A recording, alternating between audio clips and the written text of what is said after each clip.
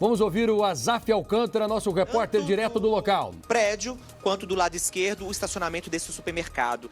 E a gente vê exatamente isso. Então, de fato, é um hall de passagem mesmo, que é a escadaria desse prédio de 3 pavimentos. E a gente mostrou mais cedo a retirada de uma idosa, estava até com uma camiseta rosa, você bem disse aí agora também.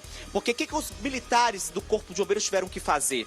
Como tem um buraco e chegou a acessar a parte interna ali, ó, de acesso ao apartamento, os militares colocaram uma escada mesmo, improvisada ali para segurança, e aí não foi, então ela teve que até pular ali uma estrutura, uma paredezinha, né, que é o buraco onde tudo ficou, né, o buraco, ela passou e desceu pela escada. Mas minutos depois a gente mostrou ela ali recebendo atendimento do SAMU, mas ela estava andando, estava consciente, lúcida, muito preocupada, eu consegui ver aqui de perto. Ela tá até inclusive ali, ó, olha lá, Bira, desce ali um pouco. É aquela senhora ali, ó, que nós flagramos o resgate, que é a moradora do último andar desse prédio.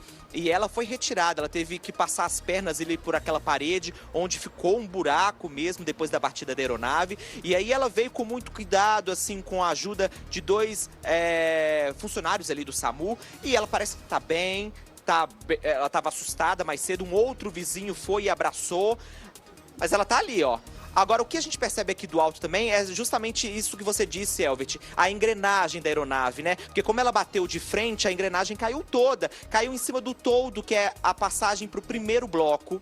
Então, aquele primeiro bloco tá interditado, perdão. E aquela parte de baixo, eu vi você mais cedo falando sobre não sabia que era água, se era uma espuma, mas é sim uma espuma justamente para evitar uma explosão. E bem assim que eu cheguei, eu senti um cheiro muito forte de combustível. Então é uma técnica usada pelo Corpo de Bombeiros, jogar, né, lançar essa espuma por todo o chão ali para evitar qualquer faísca, evitar qualquer incêndio. Eu não consigo ver daqui ainda, Elvet, se aquele carro prata que no estacionamento, que ainda está no estacionamento, na verdade, foi danificado. Eu vejo que parte de concreto do próprio prédio que caiu sobre ele. E outros 2 carros continuam também no estacionamento desse supermercado. A gente fica imaginando se o supermercado tivesse lotado, né, Elvis? Se tivessem mais carros ali.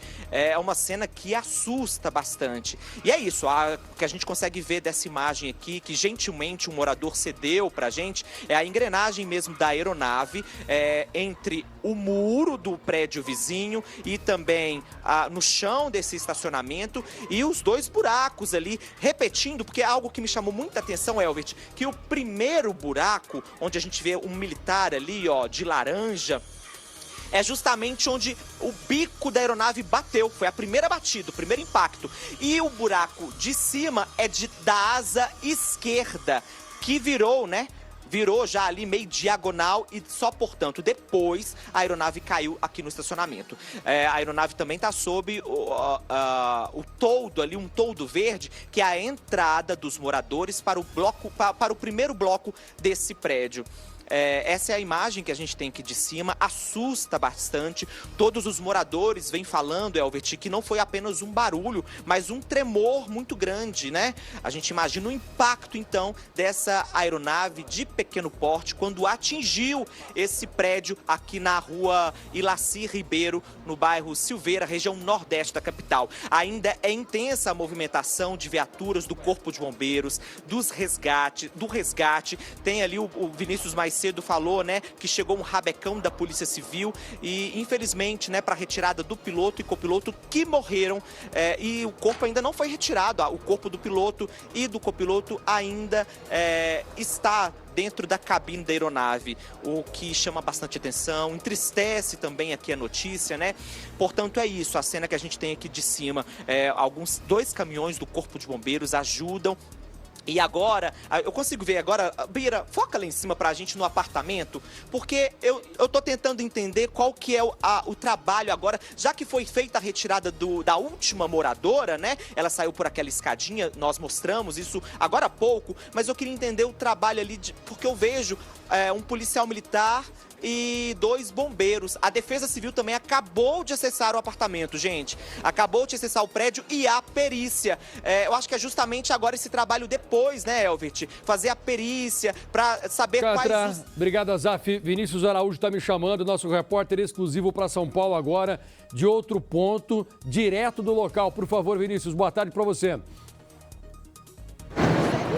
Boa tarde, Passaia. Boa tarde a todos que nos acompanham. É isso, a gente está bem em frente a esse prédio residencial que foi atingido por esse avião monomotor, acidente que aconteceu aqui na região nordeste de Belo Horizonte. Por aqui, muita movimentação ainda de corpo de bombeiros, polícia militar, guarda municipal, polícia civil também está aqui.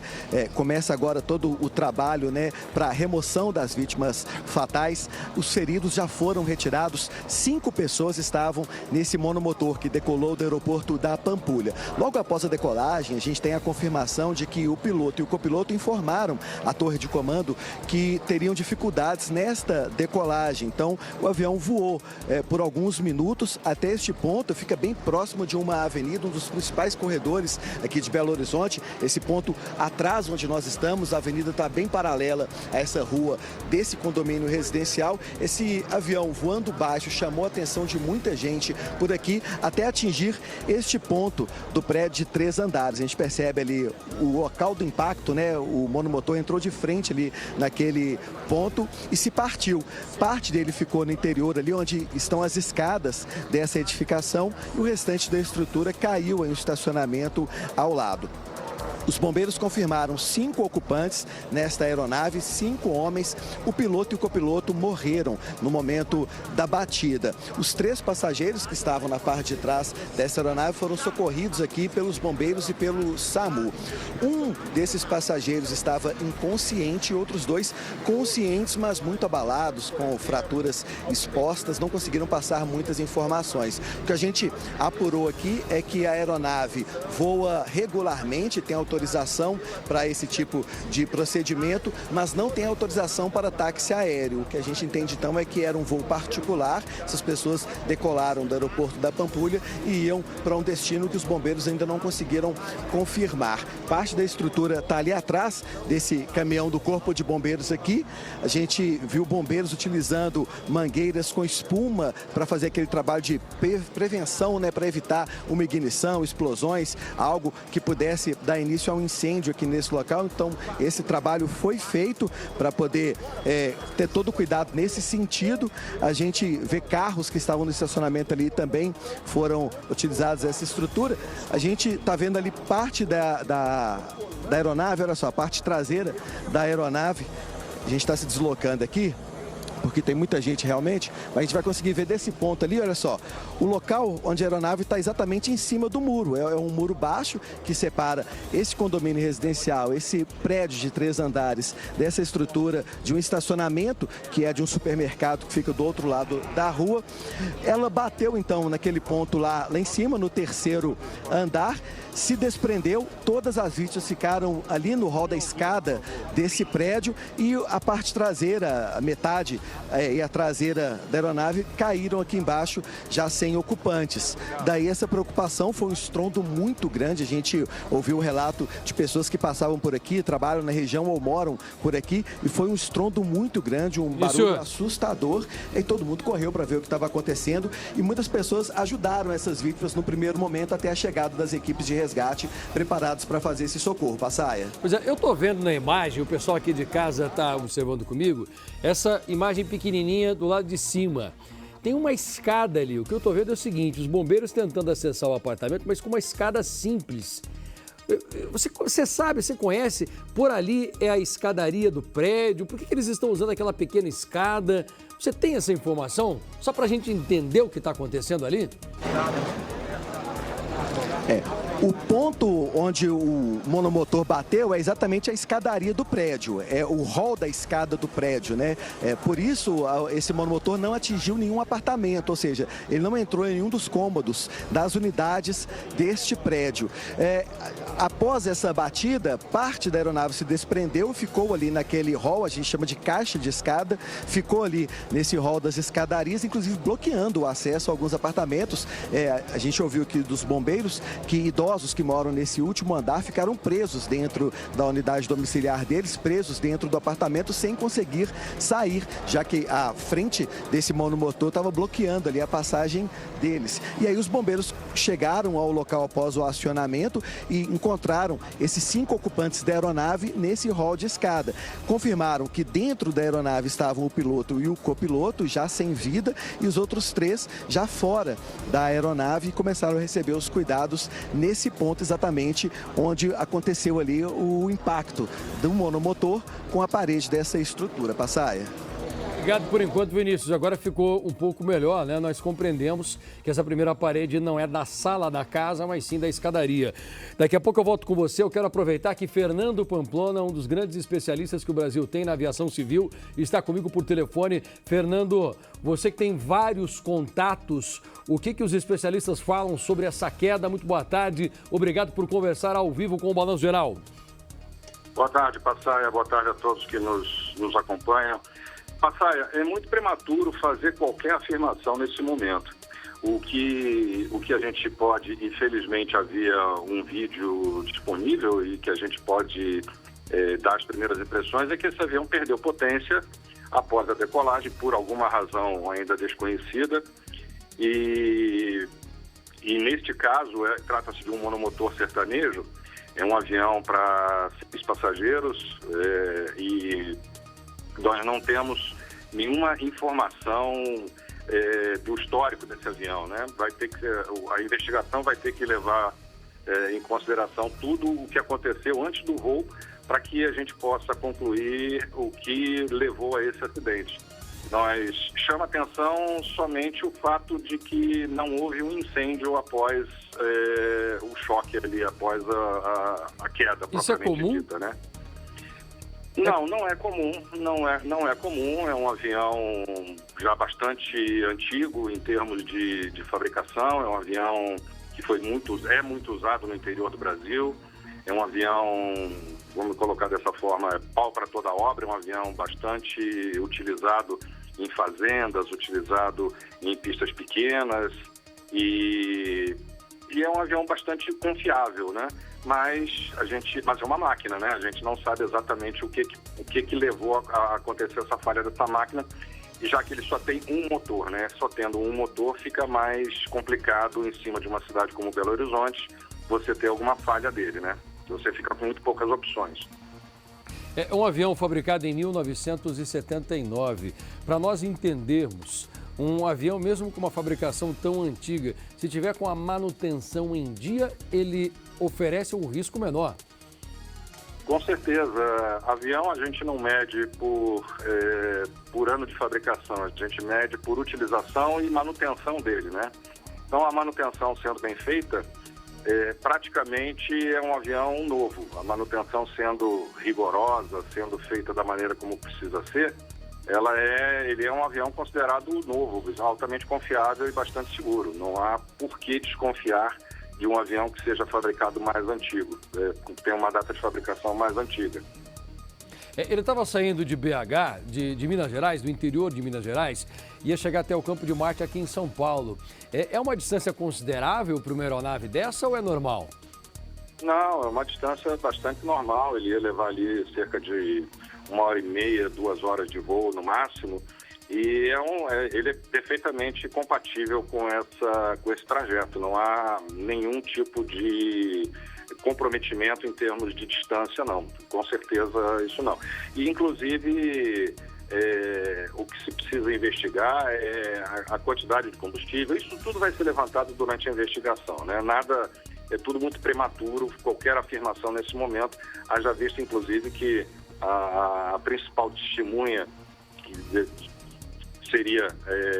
poderia fornecer todos os dados mais rapidamente, infelizmente partiu, né? O piloto teve a sua morte já confirmada, e isso impede que essas informações cheguem mais rápido, né? Elas vão ter que ser feitas por meio indireto, pela o abastecimento que foi feito, o plano de voo que foi preenchido, a investigação das peças da aeronave, enfim, todos esses dados vão ser levantados pela investigação e aí vai se chegar à conclusão do que realmente aconteceu, se foi alguma falha mecânica, se foi alguma falha operacional, o que não me pareceu, porque fica muito nítido ali a perda de potência ali, a perda de capacidade de voar dessa aeronave. Olha, o Fernando Pamplona é especialista em aviação civil. Eu quero fazer uma pergunta, já que você falou do abastecimento. Ele saiu de Teófilo Otoni, parou em Minas Gerais, em BH, me desculpa. Ele abastece em BH para chegar aqui no Campo de Marte, em São Paulo. Vamos imaginar nesse cenário o avião bem abastecido com capacidade máxima. Se ele tiver mais alguma outra carga, excesso de peso pode provocar uma queda dessa ou não? Pode ser um dos fatores contribuintes, sim. Pode ser, sim. Não, repito, é prematuro afirmar qualquer coisa. Só a investigação vai poder levantar. Mas é possível que sim, que ele tivesse alguma carga muito pesada, que tivesse com os tanques cheios, e isso pode ter contribuído, sim. É um dos fatores que a investigação vai levar em consideração. E é importante porque nós estamos conversando com um grande especialista que, obviamente, já estudou vários acidentes e que pode trazer um pouco mais de clareza, inclusive sobre que tipo de aeronave nós estamos falando. Então, são informações muito importantes de fato. E aqui em São Paulo, você disse que existem muitas pessoas que usam esse mesmo tipo de aeronave. Ele é muito comum entre as fazendas, onde mais? Todo mundo que quer ter um avião inicial, ele é um nível de entrada, é um avião de nível de entrada. Me desculpa, qual que é o valor desse avião? O nível de entrada? Eu não tenho meio de te informar, até porque me parece que esse avião não é mais fabricado. Eles não são mais fabricados, esse modelo de avião. Acredito eu, não tenho certeza, não posso te afirmar porque não é a minha expertise, eu sou mais da linha aérea. Mas é lógico, óbvio que por ter estudado alguns acidentes, por ter algum conhecimento e por ser oriundo dessa área também da aviação menor, a gente tem algumas informações mais consolidadas em relação a esse mercado.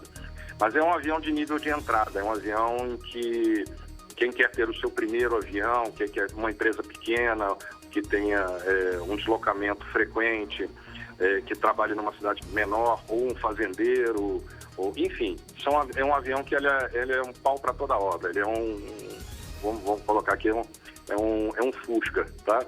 Para falar um veículo que não existe mais. Então, ele é um avião para todo serviço, mas naturalmente é uma máquina e ele tem as suas limitações, né? Essas limitações precisam ser respeitadas e eu não estou aqui afirmando que alguma delas tenha sido desrespeitada, só a investigação vai poder dizer isso. Mas ele tem as suas limitações e a gente vai ter que aguardar para ver o detalhamento. O que fica muito claro ali é a perda de potência dele após a decolagem e me parece que o piloto ali, ao final da trajetória, ele já quase próximo aos prédios, ele fez uma curva, talvez buscando um lugar mais seguro para que pudesse colocar o avião ali com menos danos, tanto aos passageiros quanto a quem estivesse ali próximo, né? Estávamos fazendo uma pesquisa rápida e esse avião ele está entre 1 milhão e 3 milhões de reais e obviamente que esse preço, essa variável está por conta do tempo de uso, né? Tempo de utilização, como você já tinha acabado de falar, e as manutenções, estando elas em dia ou não. O Diógenes Luca, que é nosso especialista em segurança, quer fazer uma pergunta para você também, Fernando Pamplona. Fernando, tudo é muito cedo ainda, obrigado pela presença aqui no Balanço Geral, mas eu tenho uma curiosidade. De Belo Horizonte para São Paulo, nós temos mais ou menos 600 quilômetros. Um avião desse porte, ele tem condições de fazer essa perna sem ter que parar para reabastecer, em geral? A quantidade de combustível comporta esse trajeto? Ah, sim, com certeza. Com certeza comporta sim. Esse avião, pelo que eu me lembro ainda, na minha época, ele deve queimar ali talvez uns 70 litros por hora. Então, anda mais ou menos a uns 250 a 300 quilômetros por hora. Ele queimaria em torno de cento e poucos litros e a capacidade dele é bem maior do que isso. Então, com certeza, ele cumpriria esse trajeto, ainda chegando em São Paulo com uma boa margem de segurança em termos de combustível. Claro, vai depender do quanto ele tiver sido abastecido, né? Do quanto ele pegou de combustível, quanto ele foi abastecido em Belo Horizonte. Obrigado, Fernando Pamplona, especialista em aviação civil, conversando aqui com o Balanço Geral. Tenha uma ótima tarde. Obrigado, Passaia. Foi um prazer, infelizmente, estarmos juntos tocando nesse assunto, né? Mas é algo que é importante que todos saibam, né? Obrigado mais uma vez. Olha, atenção, eu acabei de receber oficialmente o nome do dono do avião e ele estava pilotando esse avião. É o Leonardo Bergagnoli. O avião não estava no nome dele, mas, de acordo com o que foi apurado, ele era o dono, ele tinha comprado esse avião e ele era o piloto. Ele estava no comando dessa aeronave quando ela caiu. O Leonardo Bergagnoli, mais conhecido como Léo Bergagnoli. Portanto, este é o comandante do avião que acabou perdendo a vida, ele, o copiloto. Outras 3 pessoas ficaram feridas, uma um pouco mais grave, só que ela está no hospital, não corre risco de morrer. E outras 2 estão conscientes, machucadas, mas não vão ficar muito tempo no hospital, de acordo com as informações. Nós temos também uma senhora entre 60 e 70 anos que ficou muito abalada psicologicamente, mas ela não se feriu.